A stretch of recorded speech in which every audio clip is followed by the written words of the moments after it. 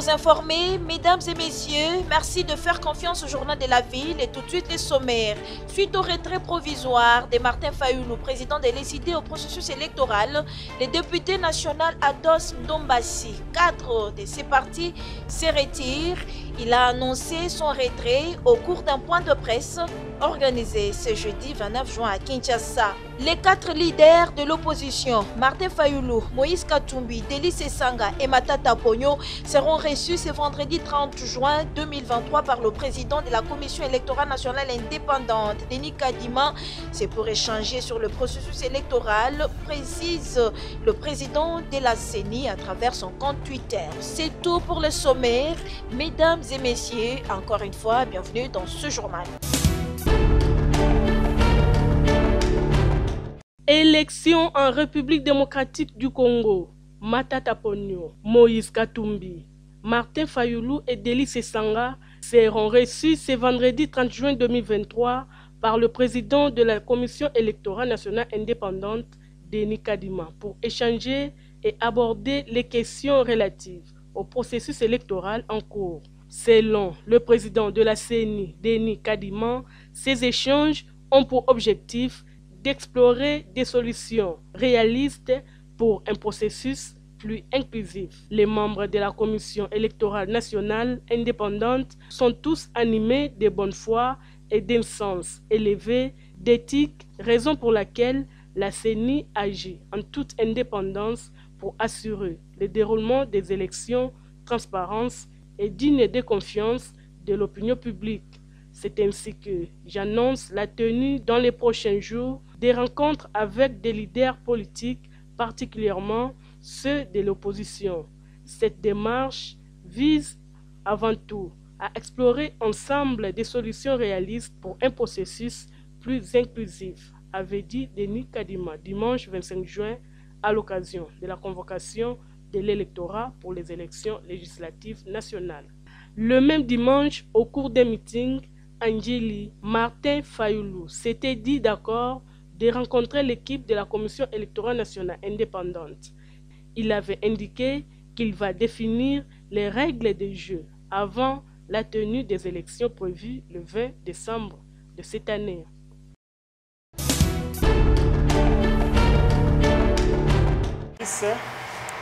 L'arrêté ministériel du vice-premier ministre, ministre des Affaires étrangères, numéro 130-007-JN-2023 du 5 juin 2023, instituant la cellule d'accréditation des observateurs électoraux internationaux, ôte la Commission électorale nationale indépendante, CENI, ses attributions d'accréditer les observateurs, constate les réseaux d'éducation civique au Congo, RECIC.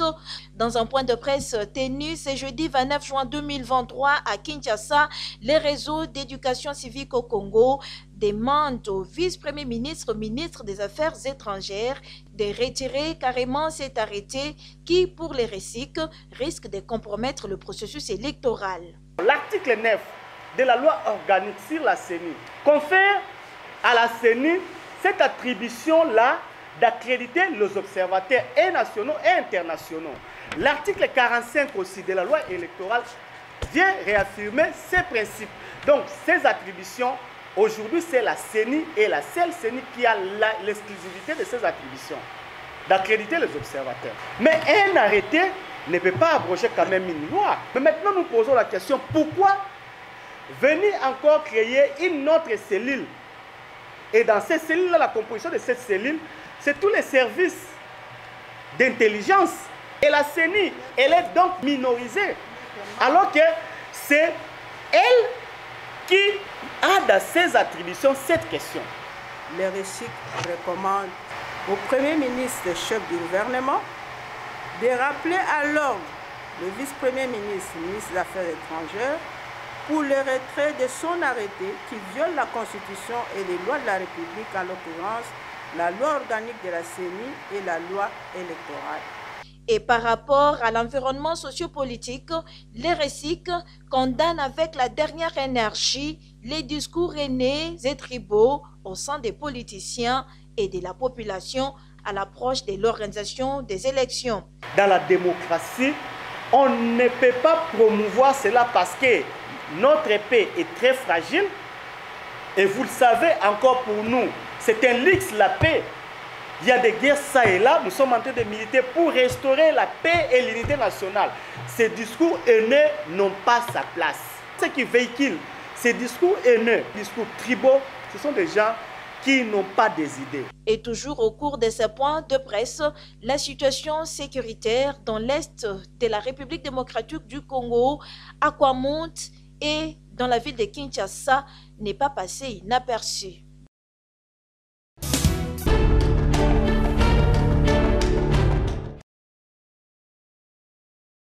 Le Premier ministre Jean-Michel Samalou Kondé, sur instruction du président de la République Félix-Antoine Tshisekedi Tshilombo, a présidé ce mercredi 28 juin 2023 une réunion du gouvernement sous forme d'un conseil des ministres restreint afin d'adopter le projet d'ordonnance loi portant prorogation de l'état des sièges dans les provinces de l'Ituri et du Nord Kivu. Selon le ministre de la Communication et Médias, porte-parole du gouvernement qui a fait les comptes rendus de cette réunion devant la presse, ce texte qui entre en vigueur ce 30 juin sera transmis au président de la République pour la promulgation.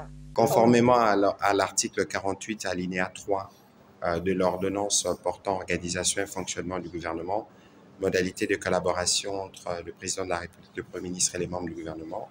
Le Premier ministre, après concertation avec le chef de l'État, a réuni le membre du gouvernement dans une réunion de conseil de ministres restreint pour statuer sur un seul point à l'ordre du jour, à savoir l'adoption du projet d'ordonnance loi portant prorogation de l'état de siège.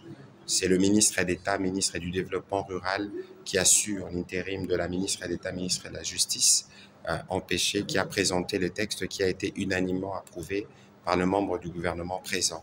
Après cette adoption, le texte sera envoyé au président de la République pour promulgation et entrer en vigueur au plus tard le 30 juin 2023.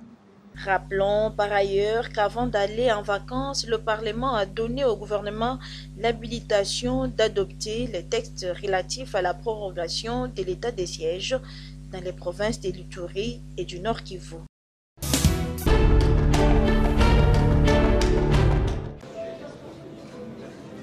C'est en présence du président de la République, Félix-Antoine Tshisekedi Tshilombo, que les lampions du 3e Forum national sur la vaccination et l'éradication de la poliomyélite en RDC se sont éteints à Kinshasa. Durant 2 jours, les participants à ces assises ont cogité, dressé l'état des lieux et proposé des pistes de solutions et mécanismes efficaces afin de faire face et d'éradiquer cette pandémie tant au niveau national que provincial, eu égard à la vision du chef de l'État qui porte sur la couverture santé universelle. Pour la vaccination, je crois que moi-même en tant que gouverneur de province du Sankourou, je suis très satisfait parce que non seulement que nous avons décidé de venir tous, mais le chef d'État nous a honorés, comme il a toujours fait. L'engagement que le Congo a pris de tout faire pour que chez nous, tous les enfants soient vaccinés, cet engagement est traduit aujourd'hui à travers la présence du commandant suprême. Il a été là et il a continué à garantir tout le monde que la participation du Congo, si vous voulez, les engagements du Congo seront respectés. Et ce sont des impressions de joie, d'encouragement aussi. Ma province, le Haut-Lomami, que j'ai l'honneur de diriger, c'est une province qui est enclavée. Mais bon, quand vous avez les résultats tels que ceux que nous avons aujourd'hui, je pense que ça encourage toute l'équipe, tout le personnel médical à faire mieux. L'objectif ici, c'est vacciner toute la population, tous les enfants de la République. À l'issue de ces travaux, où certains gouverneurs de province ont été primés en fonction des efforts fournis pour combattre cette anomalie, plusieurs responsables des différentes structures sanitaires se sont succédés tour à tour en panel, question de fixer l'opinion sur leur rapport dans le secteur. Le cadre était indiqué pour fixer l'opinion, surtout les gouverneurs venus de province, afin qu'ils s'approprient la démarche CSU qui est une vision du chef de l'État. Nous sommes appelés à mobiliser des ressources financières pour remodeler l'investissement dans le secteur de la santé. Parce qu'aujourd'hui, il est confirmé et appuyé à travers le monde, une population mal soignée est une population qui n'est pas acteur de développement. Pour rappel, ce forum de 2023 qui vient de se clôturer constitue le 3e après celui de 2019 et de 2021, lequel avait pour objectif d'atteindre 90% de la couverture santé, alors qu'au stade actuel, on n'en est qu'à 75%.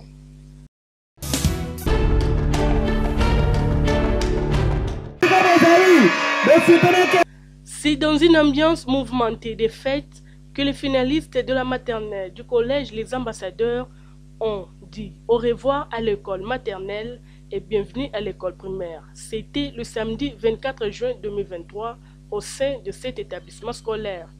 Une cérémonie haute en couleur durant laquelle le promoteur Ben Bakatuka, accompagné de son épouse, ainsi que son hôte de marque, l'honorable Jean Ngoyi, ont fait une entrée triomphale suivie des acclamations. Les conseillers communaux, les petits conseillers communaux, les conseillers Ben Bakatuka sont entrés.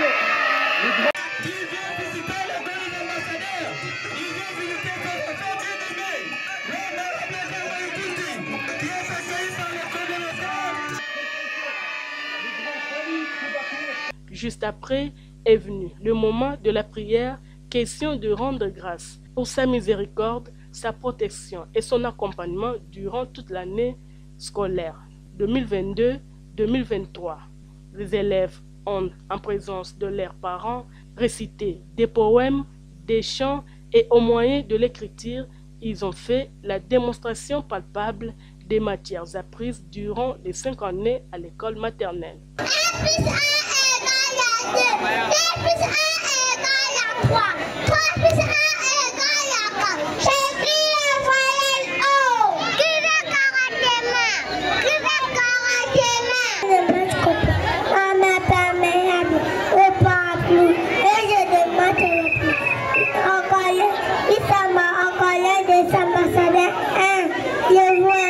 Pour les responsables de cet établissement scolaire, le promoteur Ben Bakatuka, le collège des ambassadeurs est une école par excellence.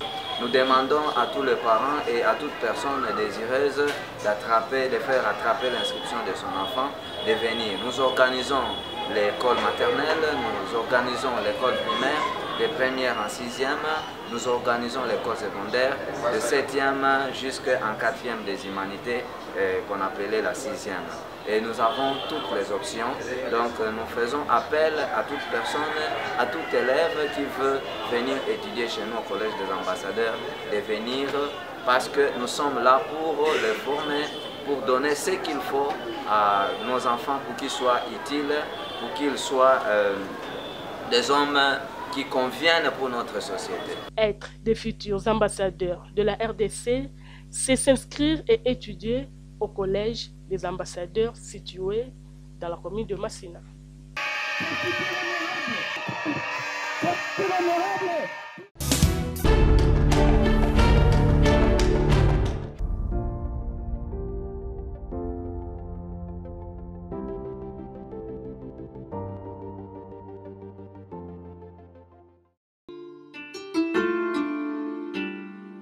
La province du Maïndombe et ses 8 territoires bénéficient des acquis du programme de développement local PDEL 145 territoires dans l'une des provinces managées par la cellule d'exécution des financements en faveur des États fragiles CFF.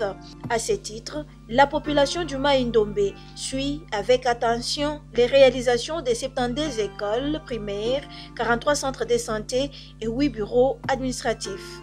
Interrogée au sujet du PDEL 145 territoires, la population s'est réjouie de ces infrastructures qui poussent dans leur province et qui, pour elles, vont contribuer à l'amélioration de leurs conditions de vie. Cependant, elle remercie l'initiateur du programme, Félix Antoine Tshisekedi Tshilombo, président de la République.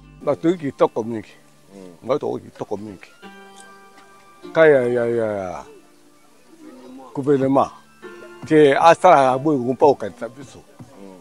to se fait miki to batela on po ya ba la classe kaka soki ba la classe ba ye mingi eza esengo mingi po babe usate rodi babe usate esengo ezala féliciter makasi na oyo ya sali komba liboso to mwana ezalaka te banda oyo kwa kana baba mikili mususu mais lelo komeli biso yango to se peli makasi mais bon oyo ba otia tembe ba ya komona soki ba ndimaki te ba ya komona oyo sali meza ba lei ni autre monde. Vraiment nous de la sous-division de PST Mouché 1 nous sommes vraiment flattés, trop flattés même, pour cette initiative combien louable par le chef de l'État pour avoir nous raisonné de tel sens, parce que c'est pour nous la première fois de vivre de telles réalisations. Cet ouvrage va rendre viable d'abord nos écoles, parce que auparavant, les élèves étudiaient dans de mauvaises conditions où les parents même avaient des difficultés à envoyer des enfants dans des écoles. On cherchait peut-être des écoles, soit des écoles catholiques, peut-être bien construites, mais d'autres écoles, il y a eu une viabilité. Mais cette fois-ci, comme l'État a raisonné, presque à travers toutes les écoles, réseaux confondus. En ce qui concerne les centres de santé, la population de Maïndombe dit sa satisfaction. Tosepeli ndenge toza hôpital po tozali na hôpital te topesi eka merci mingi ndenge aye kotongela biso hôpital lokola biso toza distance na hôpital soki mwana ubia maladi ka moto tosepeli ndenge toza hôpital mpemeni pede 145 territoires. Ce chantier c'est un avantage pour la cité de Koutou que nous bénéficions grâce à l'intervention de son Excellence, Monsieur Tshisekedi Tshilombo. Construit des dispensaires de qualité, de valeur. On construit également les écoles. bazotonga biso bana ko bete to sepeli makasi na ndenge président na biso atindeli biso batonga biso hôpital yango tozo kumisa yango vraiment moyen te biso kutozaka misala mabanga te zelo te mais tokomi kosala yango po batongela biso eloko na biso musala ezotambola na ndenge tozomona musala ezotambola bo babandi na fondation siko mpe bakomi bamatisi likolo neti centre de santé na biso likolo etikali mokesila. Bon, bah, école un peu, il to babanda sur liboso emati mande bazanga ki ba brique ba eko ya brique na sima tendenge bazo sala pe bazo matisa eza musala moko esepelisi mboka mobimba mpe bamboko eza pembeni basepeli mpo epa na biso soki motuka grave bakoluka moto to mutere bameme na inongo bamusu mutu mpe kaka na nzela mpe akufi. Bon, ndenge hôpital na biso batongi yango toyebi ke tokozwa ba médecin tokozwa bato ya mayele bamususu ka grave bakosalisa ye kaka awa mpe moto abiki mpo dire ya koloba na moto ati kokoma na inongo eza pasi. L'autorité de l'État est enfin restaurée grâce aux nouveaux bâtiments territoriaux. Très satisfait. Nous sommes très satisfaits. Je me dis, les bâtiments que vous voyez, les vieux bâtiments, c'est depuis l'époque coloniale. Il y a eu plus ou moins une succession de 4 présidents. Le premier président Kassabo a fait 5 ans. On n'a pas vu un seul bâtiment construit. Mobutu a fait 32 ans. On n'a pas vu un seul bâtiment. Le musée a fait 3 ans. Paix à son âme. Et le président Kabila a fait 18 ans, on n'a pas vu. Et maintenant nous voyons... Nous sommes dans le chantier où l'on construit le bâtiment administratif de Mouchi. Nous sommes donc à la 2e étape de la construction. La fondation, que vous appelez Moellon, était déjà finie. Nous sommes déjà au niveau de l'élévation du bâtiment. Alors les travaux évoluent quand même bien par rapport aux difficultés que nous avons éprouvées en rapport avec les matériaux locaux de construction. En l'occurrence, les sables. Les sables nous ont posé un problème. La rivière où nous prenions le sable, était inondé d'eau. Alors on attendait. Dans l'entretemps, on s'est débrouillé avec le sable sur la route, mais ça ne suffit pas. Ça ne pouvait pas nous rendre un bon boulot. C'est alors qu'aujourd'hui, il y a cela 2 semaines, que les bandes de sable sont sorties, sont apparues à la rivière, que les travaux commencent à évoluer comme nous le souhaitons. On les voit bien, le programme de développement local PDL 145 territoires n'est pas seulement une réalité palpable, mais il est un programme appelé à perdurer dans les temps pour un vrai développement à la base. Tel est le vœu de la population du Maïndombe.